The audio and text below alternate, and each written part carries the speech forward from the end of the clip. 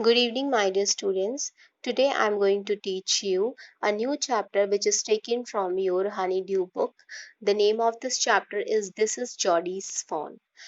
So, This is Geordie's Fawn is very heart-touching type of a story, and this story tells us about a little child and his consciousness. It revolves around the emotions of Geordie and his pure heart.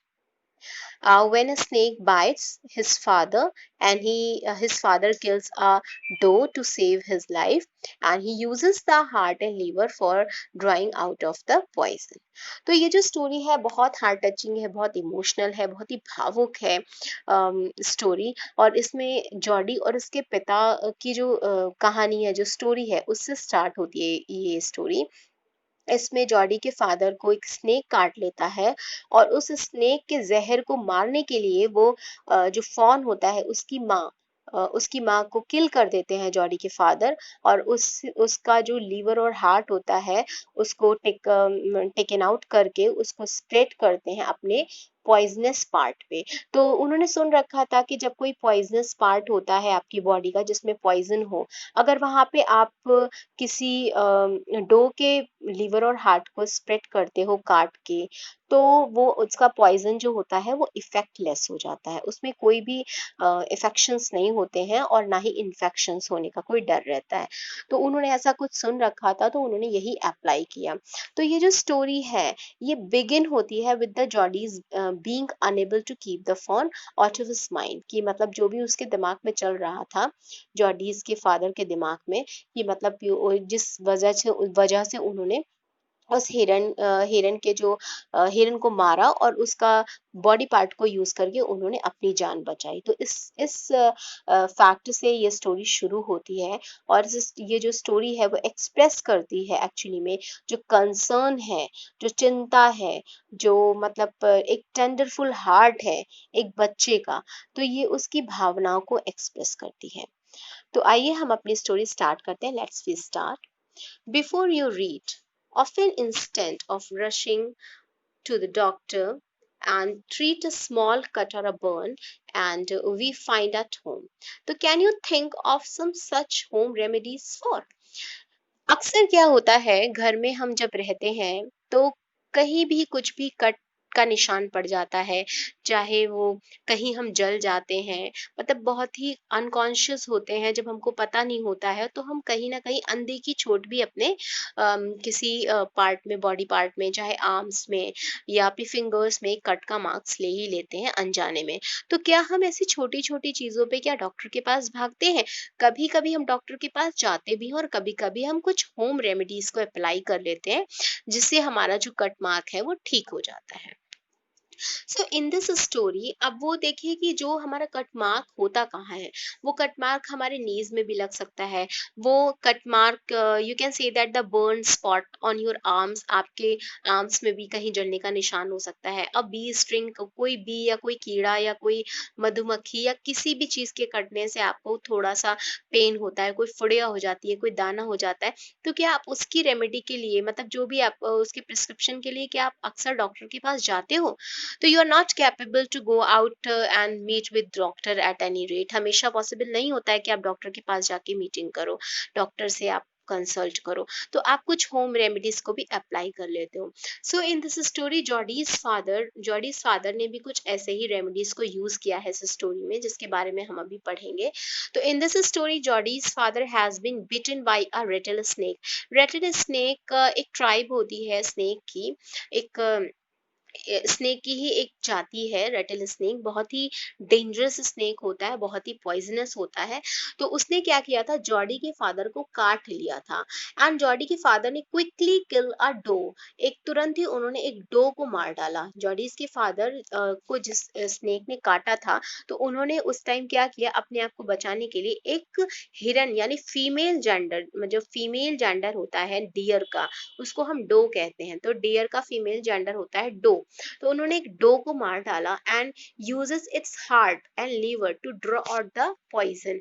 और फिर उन्होंने उसके heart को और liver को use किया as a मतलब poisonous part पे स्प्रेड करने के लिए, क्योंकि उन्होंने कहीं सुन रखा था कि अगर कोई स्नेक काटे और आप डो के हार्ट और लीवर के पार्ट को निकाल कर आप उस पॉइजनस एरिया पर स्प्रेड करो, तो वो जो जहर होता है वो मर जाता है।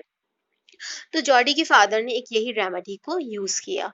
अब जॉडी जो था वो बहुत ही आश्चर्य हो गया ये देखकर, क्योंकि जॉडी भी अपने फादर के साथ था। तो Jody wonder what will happen to little fawn felt without a mother. अब उसने सोचा कि पापा ने तो डो को मार डाला, लेकिन फॉन जो कि उसका बच्चा है, हिरनी का बच्चा है, वो कैसे रहेगा अपनी माँ के बिना। बस उसी टाइम उसके दिमाग में स्ट्राइक किया, और जॉडी बार बार उसको वही चिंता सता रही थी कि अब एक हिरन का बच्चा अपनी माँ के बिना कैसे रहेगा। Jody allowed his thoughts to drift back to the fawn. Jody का जो दिमाग था वो कहीं से भी अछूता नहीं था, वो हमेशा उसी के इर्द गिर्द ही घूम रहा था, हमेशा फोन के ही पास लगा रहा था जब से वो लौट कर आया था। ही could not keep it out of his mind. उसके दिमाग से ये बात निकल ही नहीं रही थी कि एक छोटा सा बच्चा अपनी माँ के बिना कैसे रहेगा, उस माँ को जिसने मेरे पिताजी ने मार डाला खुद अपनी जान बचाने के लिए। सो ही हैड हेard इट, उसको रहकर यही बात उसके दिमाग में थी और ठहर सी गई थी। So in his dream, in his arms, उसको हमेशा लगता था कि काश उसको अपने सपनों में, अपने आर्म्स में, उसको ऐसा फील होता था कि काश वो अपने उस फोन को अपने साथ ले आए। And he slipped from a table and went to his father bed side. वो थोड़ा सा स्लिप हुआ टेबल के थ्रू और अपने फादर के पास बेड साइड गया और बोला, पेनी थे, जो यानी उसके जॉडी के फादर थे, वो ले एट द रेस्ट, मतलब वो रेस्ट कर रहे थे। His eyes were open and clear, उसकी आईज जो थी जब वो खोल रहे थे तो उसकी आईज ओपन थी, खुली हुई थी और कुछ क्लियर सी थी। बट द पिपल्स, पिपल्स मतलब आई का पार्ट होता है, वर स्टिल डार्क, वो आई का पार्ट जो था वो बहुत ही ज्यादा डार्क था एंड डिलेटेड था और उभरा हुआ था। So Jody said, how are you feeling Pa. Jody ने पूछा अपने फादर से कि पापा आप कैसा फील कर रहे हो। Just to fine soon old death has gone the thriving and elsewhere but was not a close shape. उस उन्होंने कहा कि अब मैं ठीक हूँ, ऐसा लग रहा है कि मैं उस मंजर को भूल ही नहीं पा रहा हूँ, और मौत मेरे सामने से टकरा कर गुजर गई और मुझे छू नहीं पाई, लेकिन वो हादसा मैं भूल नहीं सकता। और ऐसा लग रहा है कि आज अभी भी मैं उसके बहुत क्लोज हूँ, उस हादसे के। आई एग्री पेनी सैड, पेनी ने बोला कि हाँ, आई एग्री, मैं इस बात को मानता हूँ। I am proud of you boy. तो मतलब उसने जब अपने फादर से ये चीज डिस्कस किया कि मतलब वो जो मंजर है पापा, जो उसको मैं भूल नहीं पा रहा हूँ, वो जो भी हुआ है, जो भी what which ever was held at the time, जो भी उस कंडीशन में हुआ है मैं उसे भूल नहीं पा रहा हूँ। तो सारी पिक्चर मेरी आईज के सामने है, मैं भूल नहीं पा रहा हूँ कि एक बच्चा अपनी माँ के बिना कैसा रहेगा। तो पेनी जो होते हैं जॉडी के फादर, वो कहते हैं आई प्राउड ऑफ यू, मुझे तुम पर प्राउड है बेटा कि तुम बहुत इमोशनल हो, and the way you kept your head and did what was needed. और तुम खुद सोचो कि तुम्हें क्या करना चाहिए, जो जो जरूरी हो तुम वही करो। तो वो जो जॉडी होता है अपने पापा के पास जाता है और उनसे विनती करता है, कुछ कंसोल करने की कोशिश करता है कि वो जाए और अपने फादर को मना के जो उसके मन में उसके विचार चल रहे हैं उसको वो थोड़ा सा मनाए। एंड ही सेड, वो तुरंत कहता है पा। तो उसके फादर बोलते हैं yes son, what you want to say with me. तो do you recollect the doe and the fawn. तो कहते हैं pa, do you recollect the doe and the fawn. तो उसने कहा कि क्या हम लोग फॉन को अपने घर में ला सकते हैं। I can never forget them. मैं उसको नहीं भूल सकता। The poor doe saved me, that's certain. तो उसके फादर बोलते हैं कि मैं भूल नहीं सकता कि उसकी माँ ने मेरी जिंदगी बचाई है। पर the fawn may be the out there yet, and it may be hungry and very scared. उसने कहा पापा वो बहुत भूखा होगा, बहुत ज्यादा स्केर्ड होगा, बहुत दुखी होगा, बहुत अकेला होगा, वो क्या कर रहा होगा। आई सपोर्ट सो, उसने बोला आई सपोर्ट, मैं ये सोच रहा हूँ Pa, I am a big boy, मैं एक बड़ा बच्चा हूँ, and now I don't need to drink milk more. उसने कहा अब मुझे बहुत ज्यादा दूध पीने की जरूरत नहीं होती क्योंकि अब मैं बड़ा हो रहा हूँ। Why don't I go and see if I can find the fawn? क्यों ना मैं जाऊं जंगल और उसको ढूंढूं, शायद मुझे वो बच्चा मिल जाए, वो फ़ॉन मिल जाए, क्योंकि मैं उसे फिर अपने घर ले आऊँगा एंड ब्रिंग इट हियर, और जब वो मुझे मिल जाएगा तो मैं उसे यहाँ पर ले आऊँगा। और आप उसके खाने-पीने की चिंता मत करिएगा, क्योंकि मैं अपने हिस्से का भी दूध उसको दे दूँगा एंड रेज़ इट, और उसको उठाकर यहाँ पर ले आऊँगा। पेनी ले क्वाइट, पेनी जो उसके फादर थे वो बहुत शांत हो गए and staring at the ceiling, और सीलिंग फैन की तरफ ऐसे देखने लगे, स्टेयरिंग मतलब घूरने लगे, एक टकटकी बांधकर देखने लगे। Why you have got me hammered in, and it won't take the much to raise it. पर it will soon start eating leaves and acorn. उसने कहा it would not take much to rise. वो इतना हल्का नहीं होता कि तुम उसे उठा पाओ। लेकिन जो जॉडी है वो कह रहा था कि कोई बात नहीं पापा, इट विल सून स्टार्ट, कहीं ना कहीं वो मुझे मिल ही जाएगा, कहीं ना कहीं कोई पत्ते खाते हुए, कहीं झुका हुआ, कहीं वो मुझे मिल ही जाएगा, और मैं आराम से उसको आर्म्स में फिट कर लूंगा। You are the smarter than boys of your age, तुम अपनी एज से बहुत छोटे हो। And we took its mother, it was to blame. उसने कहा कि we took its mother and it wasn't to blame. उसने कहा तुम बहुत स्मार्टर हो, यू आर स्मार्टर, तुम बहुत ज्यादा सोचते हो, अपनी उम्र से ज्यादा सोचते हो। और वी टुक इट्स मदर, हमें उसकी मदर के बारे में भी सोचना चाहिए, और वो क्या सोचेगा, वो मुझ पर ब्लेम लगाएगा कि मैंने उसकी माँ को मार डाला। Surely it seems the ungrateful to leave it to stray. इस तरीके से हम उसे भूखा रहने के लिए छोड़ दें तो ये भी तो सही नहीं है। आई कांट से, मैं कुछ नहीं कह सकता। No to you, I never thought I would live to see another day. कोई बात नहीं, मैं दूसरे दिन जाकर ढूंढ लूंगा, कहीं ना कहीं वो मुझे मिल ही जाएगा। Can I write back with meal wheel and see if I can find it? उसने बोला मेल व्हील से कि क्या मैं आपके पीछे बैठ जाऊं और मैं उस डो के बच्चे को ढूंढना चाहता हूँ, उस फॉन को ढूंढना चाहता हूँ। टेल योर माँ आई सेड यू गो, तुम जाओ और अपनी माँ को बता करो, और फिर मैं चलने के लिए तैयार हूँ। He settled back to table and set down. तो जो बच्चा होता है जॉडी, वो जो मिलवील है उनके पीछे बैठ जाता है और उनको पकड़ के, and his mother was pouring coffee for everyone. तो जो उसकी मदर होती है जॉडी की, वो सबके लिए कॉफी बना रही होती है।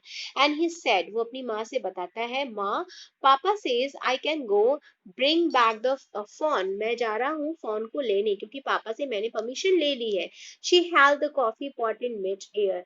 व्हाट फोन, उसने मिड एयर वाले कॉफी पॉट में रखा कॉफी और बोला क्या फोन। तो उसकी मदर ने रिप्लाई किया, व्हाट फोन, क्या फोन। तो the fawn belonging to a doe we killed and we use the doe's liver to draw out the poison and save Pa. She gasped, well for pity shake। तो मतलब उसने बताया कि एक वही fawn की बात कर रहा हूं मैं, जिसे हमारे पापा ने मार डाला अपने जीवन को बचाने के लिए। मैं उसी फॉन की बात कर रहा हूँ। वो फॉन एक हिरनी का बच्चा है जो अकेला है और उसे मेरी जरूरत है, और मैं उसे लेने जा रहा हूँ। तो जो मतलब पापा ने मुझे ये परमिशन दे दी है। तो जो उसकी मदर है वो कहती है कि क्या हमें एक सिंपैथी के नाते, वेल फॉर पिटी से, क्या हमको एक दया के वास्ते ऐसा करना चाहिए। पा सेज, तो शी गैप्स्ड, वो थोड़ा सा हिचकिचाती है कि क्या हमें ऐसा करना चाहिए। तो वेल फॉर पिटी शेक, लेकिन एक दया के वास्ते तो हमें कुछ ना कुछ स्टेप लेना ही चाहिए। पा सेज, पा कहते हैं it would be ungrateful to leave it to stray. Pa कहते हैं कि बहुत ही खराब होगा अगर हम उसे स्ट्रे मतलब भूखा प्यासा जंगल में ऐसे ही भटकने दें। सो डॉग विल्सन कहते हैं, दैट्स राइट मैम, ये बिल्कुल सच है। Nothing in the world comes quite free, कुछ भी ऐसा नहीं है जो स्वतंत्र है। The boy is right, boys जो है वो सही कह रहा है, जो बॉय है वो सही कह रहा है। And his daddy is right, और उसके जो डैडी है वो भी सही कह रहे हैं।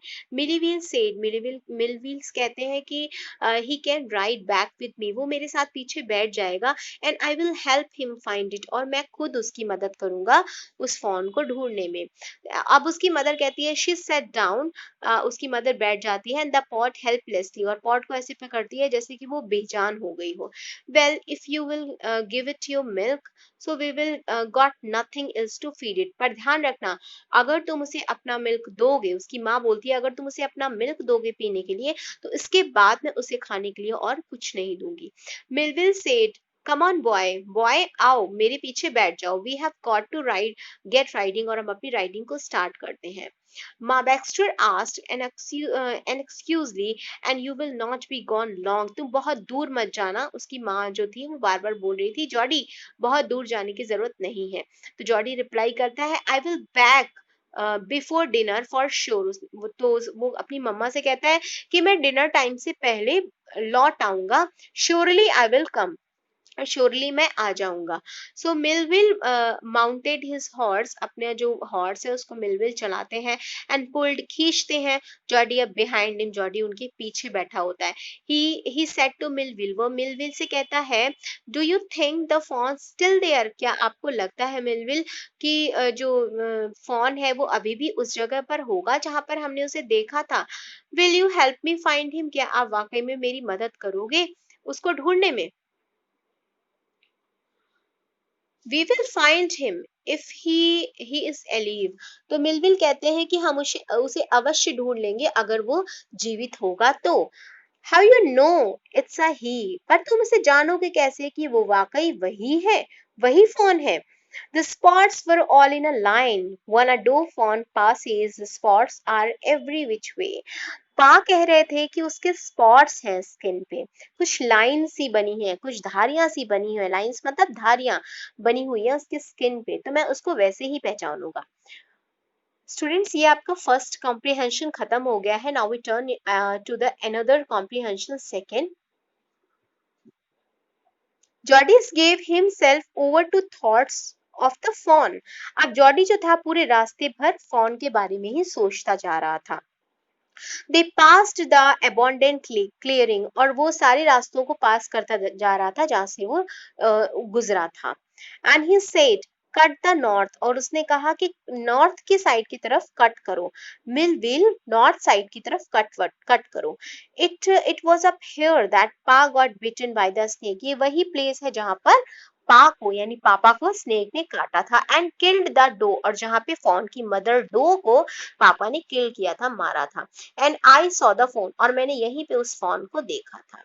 फॉन मतलब होता है हिरन का बच्चा, हिरन DEER, डियर, डियर मतलब हिरन होता है जो मेल जेंडर होता है हिरन का, और डो जो होता है वो हिरन का फीमेल जेंडर होता है, डो DOE मतलब डो, डो होता है वो हिरन का फीमेल जेंडर होता है।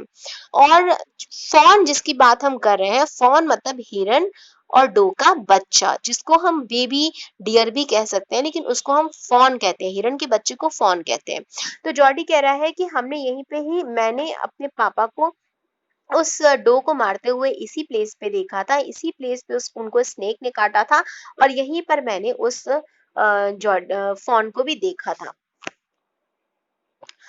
अब क्या होता है कि suddenly Jody was unwilling to have Millwheel with him, उसको लगा कि अचानक कि बहुत अनविलिंग सा लग रहा था कि अगर वो मिलविल के साथ ढूंढेगा तो if the fawn was dead, अगर फॉन मर गया होगा, और कुड नॉट बी फाउंड, और अगर वो नहीं मिला, so he could not have his disappointed seen, वो उस डिसअपॉइंटेड सीन को बेयर नहीं कर पाएगा, और कहीं ना कहीं मैं अपना आपा भी खो दूंगा मिलविल के सामने।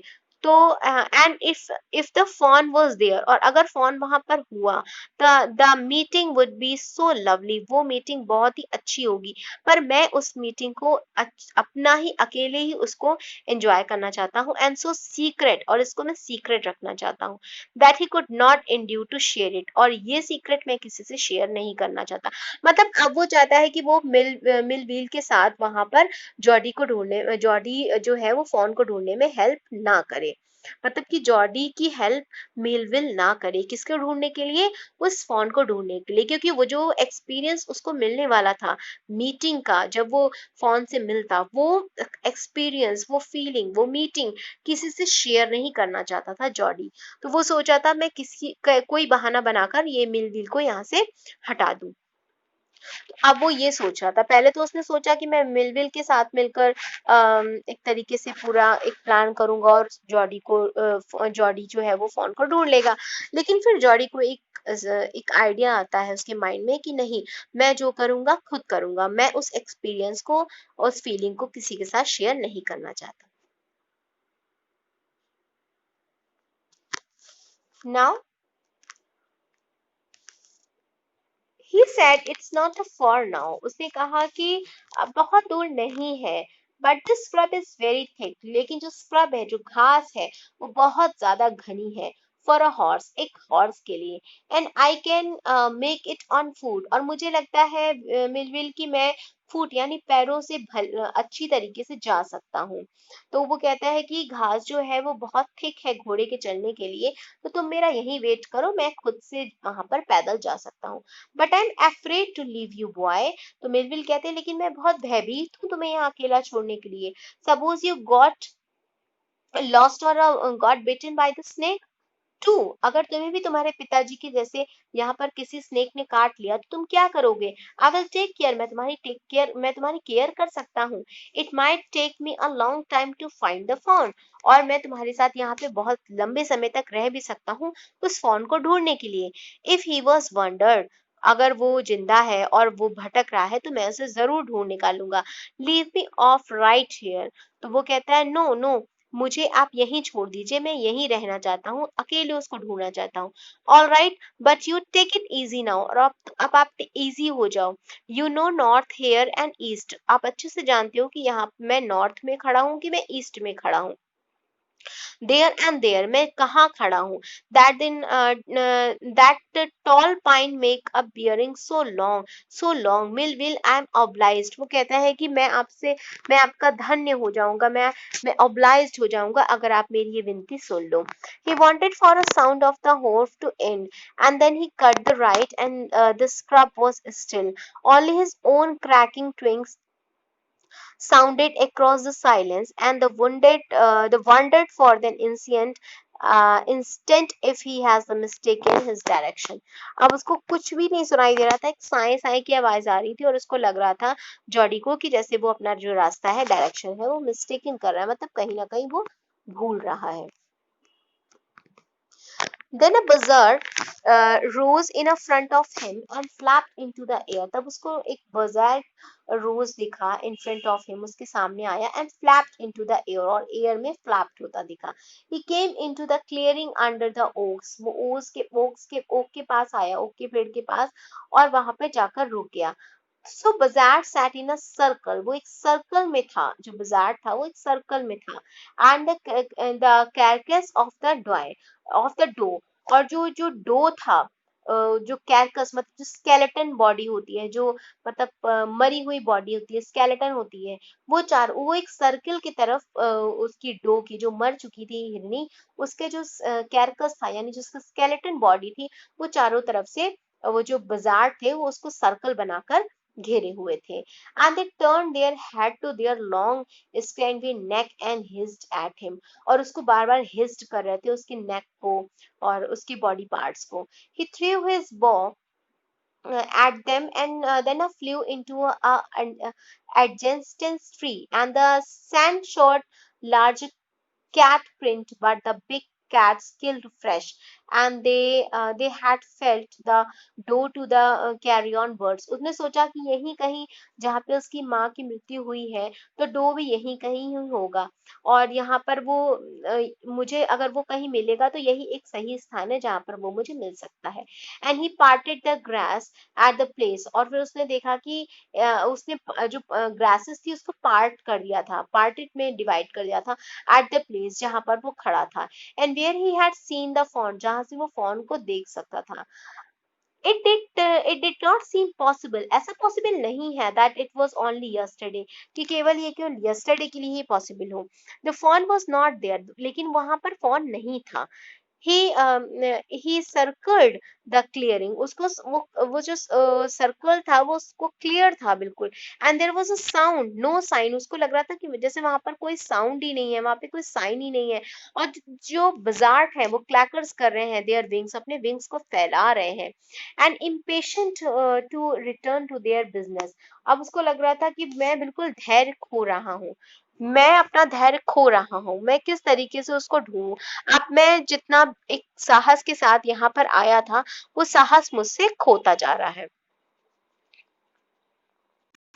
सो he never ever accepted that at any rate कि जो आज हो रहा है वो एक दिन में कैसे बदल सकता है। तो he was very conscious and he extremely waiting for that moment whenever he will meet again with the fawn।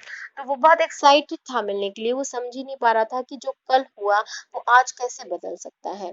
तो क्या करता है वो कि ही पार्टेड द ग्रासेस, वो ग्रासेस के पार्ट करता है एंड द प्लेस, वो उस प्लेस पे पहुंचता है जहां पर उसने फोन को देखा था। And it did not seem the possible, और ऐसा पॉसिबल नहीं लग रहा था उसको कि that is very only yesterday, कि केवल ये कल की ही बात हो। The fawn was not there, वो लेकिन फोन जो था वहां पर नहीं था। और जो सर्कल बनाकर जो बाजार थे या जो भी ईगल्स थे, जो वहां पर घूम रहे थे, जो वल्चर्स थे, जो उसकी डेड बॉडी को खाने के लिए बार बार एक ताक पे बैठे हुए थे, वो इसलिए नहीं आ पा रहे थे ऑन द स्पॉट क्योंकि जॉडी ने उनको उड़ा दिया था।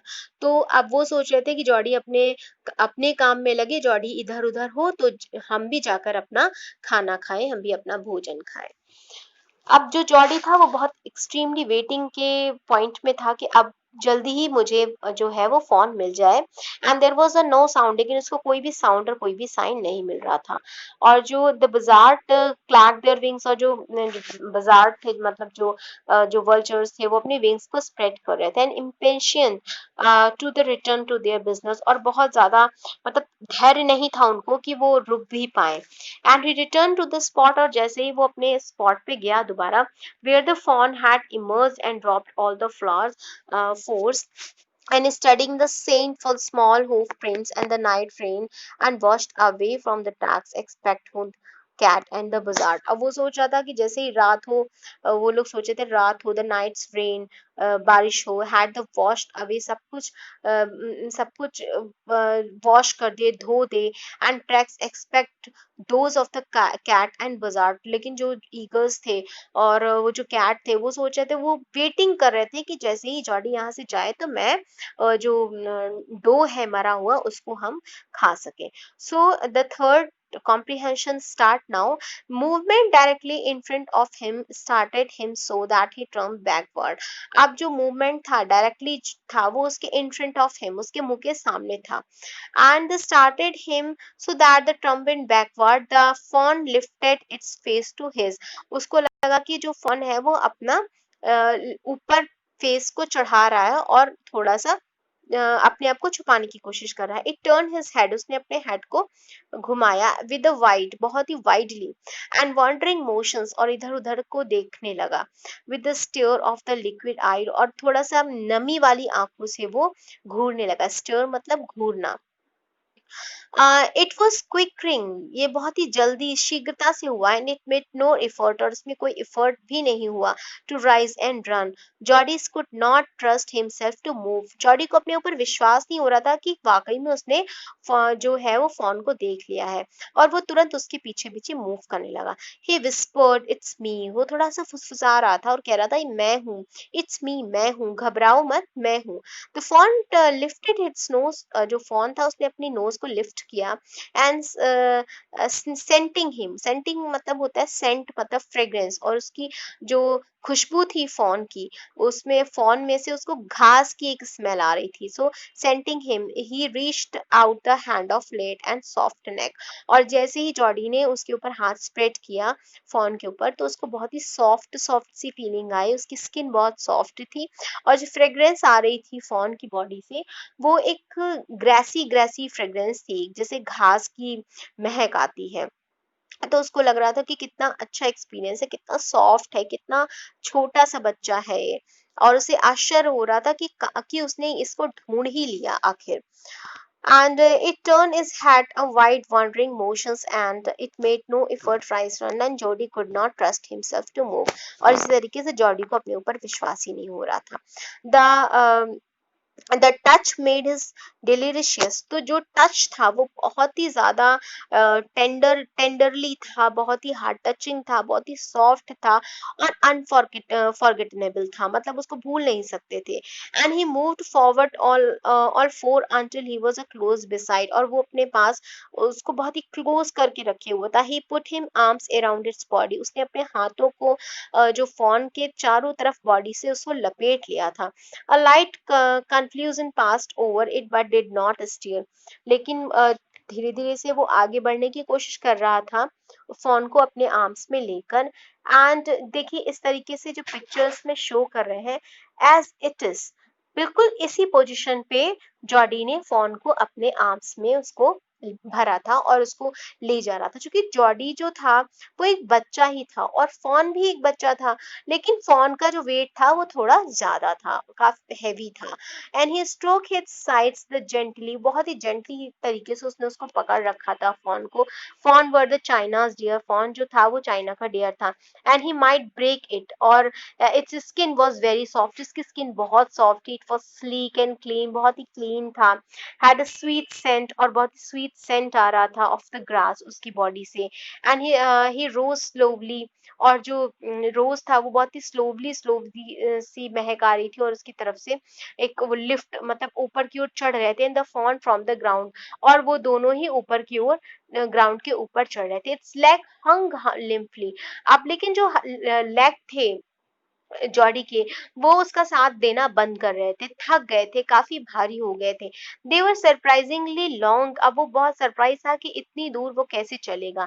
And he had to hoist the fawn he hide possible under his arms. उसने कहा कि कब तक मेरे लिए पॉसिबल है कि मैं उसे अपने अंडर आर्म्स में इस तरीके से जकड़ के रखूं, क्योंकि मैं भी थक गया हूँ।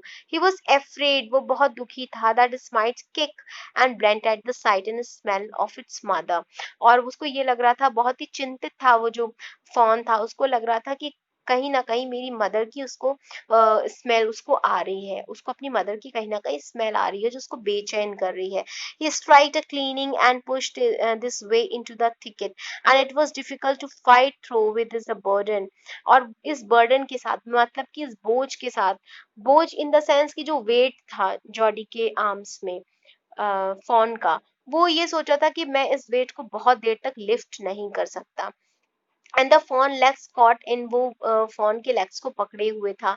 And could not lift his own. वो अपने आप से जा नहीं सकता था और फॉन को वो छोड़ना भी नहीं चाह रहा था कि ऐसा ना हो कि फॉन फिर से भाग जाए। And he tried to shield its face for the prickling winds and his head the marvel of its exceptions of him। And he reached to the trail and walked as the fast as he could until come to the intersections with the road home। उसने सोचा कि मेरे पापा ने मुझे indicate किया था कि अगर एक बार इन जानवर को अपनी आर्म्स में ले लो, जकड़ लो, तो ये तुम्हारी स्मेल को जान जाते हैं। और कह रहा था जॉडी का ये मानना था कि मेरे मम्मा पापा कहते हैं कि किसी भी एनिमल को अपनी लैब में लेकर अगर आप जकड़ लो तो आपको स्मेल से आपको जान जाते हो, फिर वो आपके बिना नहीं जाते, आपको अलोंग विद यू हमेशा वो आपके साथ चलेंगे। तो ये चीज जॉडी को याद थी, तो उसने यही ट्रिक अपनाई कि थोड़ी देर उसने क्या किया कि फॉन को नीचे उतार दिया ग्राउंड पे। और उसने पहले तो वो फॉन के साथ पकड़ के फोन को चल रहा था, लेकिन थोड़ी देर बाद जब फोन ने उसकी स्मेल को रिकॉग्नाइज कर लिया तो उसने सोचा कि अब फोन मुझे फॉलो करेगा। तो ऐसे ही हुआ, फोन जो था वो जॉडी को फॉलो करने लगा। अब जो जॉडी था, जॉडी का जो घर था वो भी पास आ गया था, जो इंटरसेक्शन था घर का वो भी पास आ गया था। And he stop to rest. और उसने रेस्ट करना रोक दिया। And set the fawn down on its dangling legs. अब जब उसके जो पैर थे वो डगमगाने लगे थे। And he waived on them. और वो झूलने लगे थे पैर उसके। And he looked him the bleated. He said in hinted and I will carry you after I get my breath. उसने कहा मैं तुम्हें दोबारा गोद में ले लूंगा, लेकिन एक मैं बहुत ही गहरी सी सांस भर लूं। And he recommended his father saying, और जैसा कि उसकी मम्मा और पापा ने बोला, जैसे मैंने अभी बताया कि that's a fawn would for allow follow and if I had first been the carrot, अगर हम उसे पहली बार अपनी गोद में भर ले, तो जो भी एनिमल का बच्चा होता है, जो भी फॉन होता है, वो स्मेल के थ्रू आपको भूलता नहीं है। एंड स्टार्टेड अवे स्लोली, और वो धीरे धीरे आपके पीछे आएगा। The phone started after him, और ऐसा ही हुआ। जब जॉर्डी ने उसको थोड़ी देर के लिए जमीन पे उतार दिया, तो वो जो फोन था वो उसको फॉलो करने लगा। He came back it to stroke and walked him again, और वो दोनों चलने लगे। It took a wobbling steps and towards him the cried piteously and it will willing the follow him, और उसको फॉलो करने लगे। इट बिलोंग टू हिम, उसको बिलोंग करने लगे। And it was his own, और ये खुद ही was light handed with his joy, और वो बहुत ही हल्के हाथों से जॉडी को फॉलो करवा रहा था। और he wanted to fondle it and to run, और वो उसके साथ दौड़ भी रहा था। मतलब पूरी तरीके से वो उसे इंटीमेट हो गया था, और जॉडी से बहुत हिलमिल गया था। तो फॉन को लग रहा था कि मैं एक सेफ हाथ में हूँ।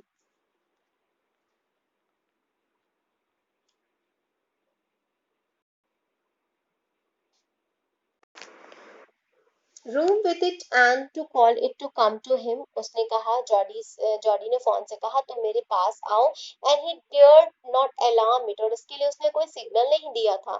He picked it up and carried it front of him, और उसने अपने सामने उसको ले लिया ओवर हिज टू आर्म्स, और फिर उसने अपनी आर्म्स में उसको जकड़ लिया। इट सीम्स टू हिम, ऐसा दर्शा रहा था वो कि ही वॉक्ड विदाउट एफर्ट, कि जैसे वो किसी एफर्ट के बिना चल रहा हो। And his arms began to ache and he was forced to stop again, लेकिन जो उसके आर्म्स थे वो भी बहुत पेनफुल हो रहे थे, और जैसे उसको रोक रहे हो, उसको फोर्सली रोक रहे हो कि अब तुम नहीं चल सकते हो। व्हेन ही वॉकड ऑन, जब भी वो चलने की कोशिश करे।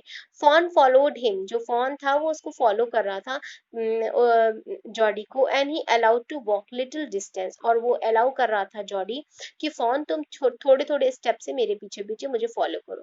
Then picked it up again, और थोड़ी देर बाद मैं उसको ले लूंगा। मतलब ये जॉडी जो था वो एक माइंड मेकअप कर रहा था कि मैं अभी थक गया हूँ, तो थोड़ी देर मैं अपनी बॉडी को रेस्ट दे देता हूँ, और थोड़ी देर बाद मैं फिर अपनी आर्म्स में फोन को पकड़ लूंगा। लेकिन अभी मेरे लेग्स जो है वो मुझे अलाउड नहीं कर रहे हैं to walk a little distance, कि अब मैं थोड़ी देर भी चलूं। And the distance home was nothing, जो डिस्टेंस था और होम के बीच में डिस्टेंस था वो अब कुछ नहीं रह गया था, मतलब पास ही आ गया था उसका घर। And he have walked all the day into the night, और वो पूरी रात अपने घर की तरफ ऐसे ही वॉक करके दिन रात चलता था, कैरिंग इट, उसको लेकर। And it watches to follow, और देखता था कि वो उसको फॉलो कर रहा है कि नहीं। अब जो जॉडी था ना वो पूरी तरीके से निश्चिंत हो गया था कि अब जो फोन है वो मेरे अंडर है, अब मुझे छोड़कर वो कहीं नहीं जाएगा। तो वो बहुत श्योर हो गया था फोन को लेके। He was wet with the sweat, पसीना उसके बहुत टपक रहा था, बहुत पसीने से तर हो गया था। But a light breeze blew through the June morning, लेकिन जून मॉर्निंग की जो एक हल्की सी सुहावनी सी मीठी मीठी भीनी भीनी से जो खुशबू होती है, कूलिंग वाली, वो उसको छूकर गुजर रही थी। The sky was clear, sky बहुत क्लियर था, as spring water in a blue china cup. And he came to the clearing. It was fresh and green after the night rain. और नाइट रेन के बाद जो atmosphere था वो बहुत ही ज्यादा सूदनेस, बहुत ही ठंडा कूलिंग था। he from he fumbled with the latch, and when he was finally obliged to set down phone to manage it, और वो काफी obliged हुआ और उसने कहा कि फोन से कि अब वो मैनेज कर लेगा कि वो फोन को सेट डाउन कर ले और अब उसे ले भी ले। So he had the idea, उसे एक आइडिया आया। He would walk into the house, कि वो अपने घर पे टहले, into the Penny's bedroom, Penny's मतलब अपने फादर की bedroom, with the fawn walking behind him, और फॉन जो होगा वो उसके पीछे पीछे चलेगा। But at the step the fawn back the refuse to climb up, लेकिन एक टाइम पे क्या हुआ कि फॉन जो था वो रिफ्यूज करने लगा ऊपर क्लाइम करने के लिए, यानी एंड जो जॉडी है उसने उस फॉन को पकड़ा and went to his father, वो अपने पापा के पास ले गया। एंड पेनी जो थे वो आराम कर रहे थे विथ क्लोज्ड आईज, अपनी आंखों को बंद करके। पेनी टर्न हिज हेड, पेनी ने अपने हेड को घुमाया। Jordi stood beside him, Jordi जो था वो उनके सामने खड़ा हुआ था, बिसाइड खड़ा हुआ था। And the fawn sorry, Penny turn in his head, Penny ने अपनी सर को घुमाया। एंड जॉनी स्टूड, मतलब जॉनी जो साइड में खड़ा हुआ था, थोड़ा सा पीछे खड़ा हुआ था। The fawn clutched hard against him and it seems to the Penny that the boy eyes were bright as a fawn's, मतलब उसको लगा पेनी को कि मेरे बच्चे की आईज भी बिल्कुल फॉन की आईज की जैसे ब्राइट हैं। एंड ही सेड, उसने कहा I am glad you found him, उसने कहा मैं तुम्हें बहुत देखकर बहुत खुश हूँ। Jody then went to the kitchen, Jody जो किचन में गया। And the fawn wobbled after him, और जो फॉन था वो भी जॉडी को फॉलो करने लगा। A pan of a morning milk, जो सुबह का पैन था मॉर्निंग मिल्क का, किचन में ही रखा हुआ था safely. The cream had Ryzen on it, इसके ऊपर मलाई थी यानी क्रीम थी। ही स्किम्ड द क्रीम, तो जॉडी ने क्या किया, उस क्रीम को निकाला इनटू अ जग, एक जग में निकाला। And he poured milk into a small gourd, उसने अपने पॉट से मतलब अपनी फिंगर से उस मिल्क को लिया, एक गार्ड में लिया, एक स्मॉल गार्ड में लिया, एक बाउल में लिया। एक गार्ड होता है, एक बॉल जैसे आकार का होता है, जैसे बाउल्स होती हैं उस तरीके का होता है गार्ड, जैसे किसी चीज में गोल सा एक शेप, उस पॉट में उसने मिल्क को लिया। उसकी क्रीम को रिमूव कर दिया। And he held it to the fawn, और वो फॉन के पास ले आया। It precipitously from the spilling over the floor. It could make nothing of a milk in a ground. In a gourd, and he diapered with the fingers to the milk and thrust him into the fawn's soft wet mouth. और जैसे वो faun को खिला रहा था, दूध चटा रहा था, तो उसको लग रहा था कि वो बहुत ही ज्यादा सॉफ्ट टंग है उसकी, और बहुत ही सॉफ्ट तरीके से वो उसके वो जो मिल्क है उसको वो सक कर रहा है। एंड बहुत ही ग्रीटली, बहुत ही आराम से। When he withdraw them, और जैसे ही उसने अपनी फिंगर्स को बाहर निकाला, it bleated the faintly with the bulted him, and he dipped the finger again, उसने फिर अपनी फिंगर्स को डिप किया उसी बॉल में, उसी गार्ड में। एंड he fawn sucked, और दोबारा उस fawn ने उसको सक किया। and he lowered him the slowly into the milk, और slowly वो सारे मिल्क को टेक कर रहा था। and the fawn blew and sucked and stormed. It stamps that all the small hoofs impatiently as long he had the fingers blow. The level of a milk the fawn was the content. It closed to eyes dramatically, and it was tasty to feel the tongue against his hand, its small tail, and flicked back to the fort. And the last of the milk vanished is the thrill of the foam and the ग्रिगलिंग। तो ये था कि kitchen से उसने milk लाया और उसको लगा जॉडी को कि फॉन जो है वो भूखा होगा, और उसने एक किसी भी गार्ड में, मतलब एक किसी भी बॉल टाइप के किसी पात्र में उसने मिल्क रखा, और उसको जॉडी ने फॉन को पिलाना चालू किया। पहले वो अपनी फिंगर से उसको चटा रहा था, तो बहुत ही अच्छा एहसास, बहुत ही ममतामयी एहसास, बहुत अच्छी फीलिंग के साथ उसने उसको मिल्क फीड कराया। और फिर बाद में उसको लगा कि अब जो है वो मुझे ये छोड़कर कहीं नहीं जाएगा। तो ये एक बहुत अच्छी बॉन्डिंग, बहुत अच्छा रिलेशनशिप, एक छोटे से बच्चे का एक एनिमल के साथ क्या हार्ट टचिंग इमोशंस थे, इस फीलिंग पर ये जो स्टोरी थी वो बेस्ड थी। इसके क्वेश्चन आंसर्स मैं नेक्स्ट क्लास में कराऊंगी। आप अपनी कॉपी में इसकी वर्ड मीनिंग्स जो आपकी बुक्स में कॉर्नर साइड्स में दी हुई हैं उनको आप जरूर लिख लीजिएगा, क्योंकि उससे क्या होगा कि आपका जो भी काम होगा धीरे धीरे वो होता जाएगा। एंड जैसे कि ये वर्ड मीनिंग है, इस तरीके की है यहाँ पर ये, तो इस तरीके के आप वर्ड मीनिंग्स इनको नोट कर लीजिएगा। Just like the